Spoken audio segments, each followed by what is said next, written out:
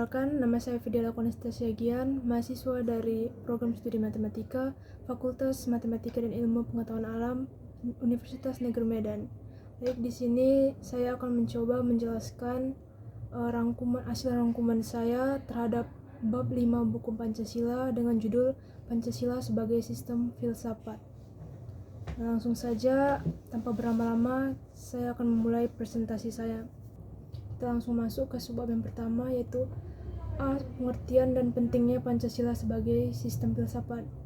Nah, istilah filsafat sendiri berasal dari bahasa Yunani, philosophia, yaitu tersusun dari kata philos yang berarti cinta, atau philia yang berarti persahabatan, tertarik kepada, dan kata sophos yang berarti kebijaksanaan, pengetahuan, keterampilan, pengalaman praktis, dan juga inteligensi.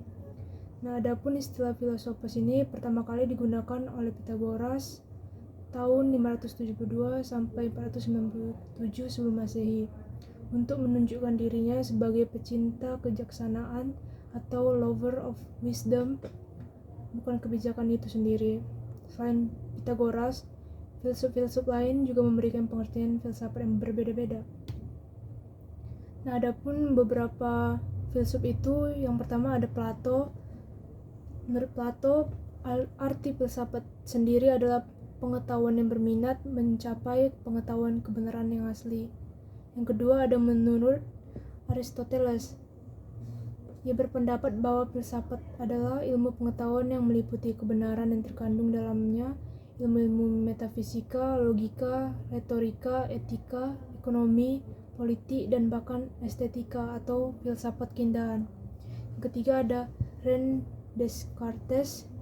Ia berpendapat bahwa filsafat adalah kumpulan segala pengetahuan di mana Tuhan, alam, dan manusia menjadi pokok penyelidikan. Nah, adapun pentingnya Pancasila itu sendiri sebagai sistem filsafat, yaitu agar dapat memberikan pertanggungjawaban rasional dan mendasar mengenai sila-sila dalam Pancasila sebagai prinsip-prinsip politik, dan agar dapat dijabarkan lebih lanjut sehingga menjadi operasional dalam penyelenggaraan negara. Subbab yang ke-B ada kesatuan sila-sila Pancasila sebagai suatu sistem. Istilah sistem berasal dari istilah Yunani atau sistema yang mengandung arti keseluruhan yang tersusun dari sekian banyak bagian yang berarti pulau, hubungan yang berlangsung di antara satuan-satuan dan komponen secara teratur.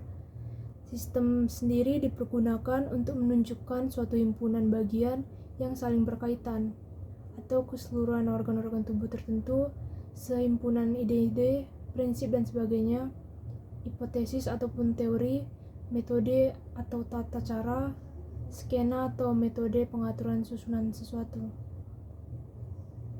Pancasila sebagai sistem filsafat merupakan hasil perenungan mendalam dari para tokoh kenegaraan Indonesia untuk merumuskan asas negara yang merdeka.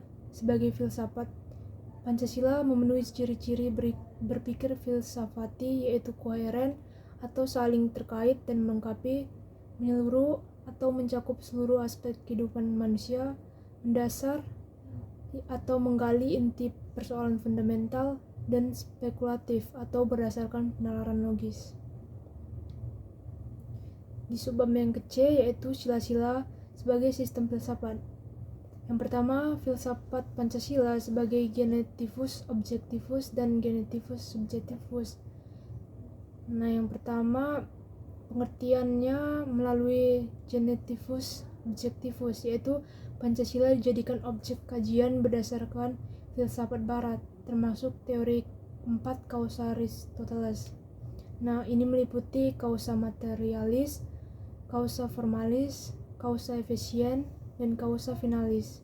Yang kedua ada genetivus subjektivus. Ini adalah diartikan bahwa Pancasila digunakan sebagai landasan kritik terhadap berbagai filsafat dan dijadikan dasar pembuatan undang-undang serta pembangunan nasional.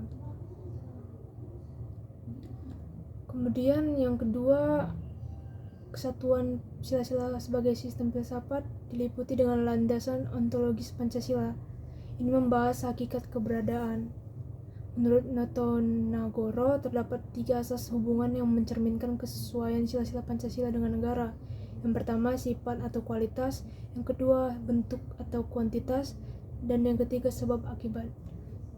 Kemudian, di poin yang ketiga, landasan epistemologi Pancasila. Ini mengkaji pengetahuan dan juga kebenaran. Yang keempat, ada landasan aksiologis Pancasila. Mengkaji atau membahas nilai-nilai dasar Pancasila dalam pembukaan Undang-Undang Dasar 1945 menjadi pembuatan peraturan perundang-undangan dan harus dijalankan dalam kehidupan politik, hukum, dan juga pembangunan di Indonesia. Kemudian di subbab yang keempat yaitu D, hakikat sila-sila Pancasila. Hakikat sendiri adalah inti terdalam dari sesuatu yang terdiri dari unsur-unsur tertentu yang membedakannya dari hal lain. Hakikat dapat bersifat abstrak seperti hakikat umum yang tidak berubah atau bersifat pribadi yang khusus pada sesuatu. Nah, Pancasila sendiri sebagai sistem filsafat mengalami perubahan dinamis. Yang pertama, pada era Soekarno, dikenal sebagai Philosophische Grundlagen, yaitu dasar filosofis untuk Indonesia merdeka. Yang kedua, di era Soeharto, Pancasila berkembang menjadi panduan praktis hidup sehari-hari yang diimplementasikan dalam penataran P4. Dan yang terakhir, pada era Reformasi, ini Pancasila kurang terdengar, tetapi tetap dibahas dalam wacana akademik termasuk kritik dari Habibie pada 1 Juni 2011. Nah, sekian saja presentasi saya mengenai hasil rangkuman telah saya buat mengenai bab 5 buku Pancasila, yaitu dengan judul Pancasila sebagai Sistem Filsafat. Adapun kesimpulan yang dapat ditarik dari hasil rangkuman saya mengenai judul ini, yaitu Pancasila sebagai sistem filsafat berfungsi sebagai dasar dan juga pandangan hidup bangsa Indonesia, mencakup metafisika, epistemologi, aksiologi, dan logika, serta memberikan landasan rasional bagi prinsip politik dan evaluasi kehidupan bernegara. Sepanjang sejarah, Pancasila mengalami perkembangan, mulai dari era Soekarno sebagai dasar filosofis negara, hingga era Soeharto sebagai panduan praktis melalui program P4, dan juga di era Reformasi. Kemudian meskipun pengaruhnya menurun di era Reformasi, Pancasila tetap relevan dalam diskusi akademik dan menjadi landasan dasar hukum di Indonesia. Baik, sekian saja presentasi hasil rangkuman saya mengenai bab 5 buku Pancasila.